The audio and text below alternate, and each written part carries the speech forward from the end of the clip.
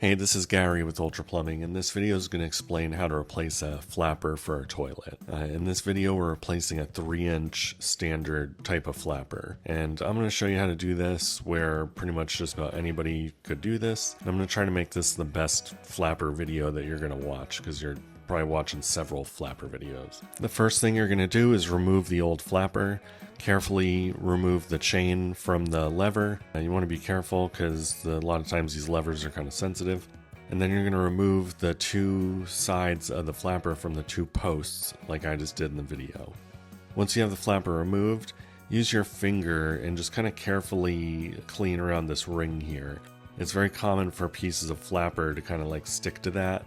And when you put the new flapper in, it'll run because it doesn't seat on this ring properly. So you can use your finger or like a little piece of like a Brillo pad or something, but try not to be too rough with it because if you mess this up, then that itself will make it leak. But anyway, once you've cleaned this ring pretty well, you're going to get out your new flapper and then pretty much install it in reverse. So you're going to stick the two sides of the flapper onto the two posts, and then you're going to take your chain and carefully connect it to the lever.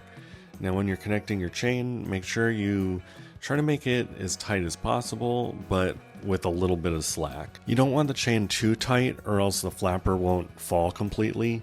And you want it tight enough so that when you turn the tank lever, the flapper lifts up pretty fast. So you want it pretty taut, but with just a little bit of slack in it when you're adjusting this chain. When you test it, you pretty much just want to make sure that it lifts the flapper up as much as possible so it'll flush properly. But once you've had your chain connected, you can go ahead and test it out. If you turned off the water, go ahead and turn it on and try out the toilet. It is possible to do this job with the water on, but of course it's going to be just running in the toilet tank as you're doing your work, so it's up to you. But that's the video. If you found it helpful, we definitely appreciate you leaving a comment.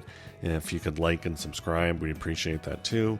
We share all kinds of helpful plumbing tips and content, reviews, all that stuff. We're also on every social media network, so you can follow us on your favorite one. We'd love to interact with you there. And yeah, just thanks again for watching. And this is Gary with Ultra Plumbing, and we'll see you soon. Thanks.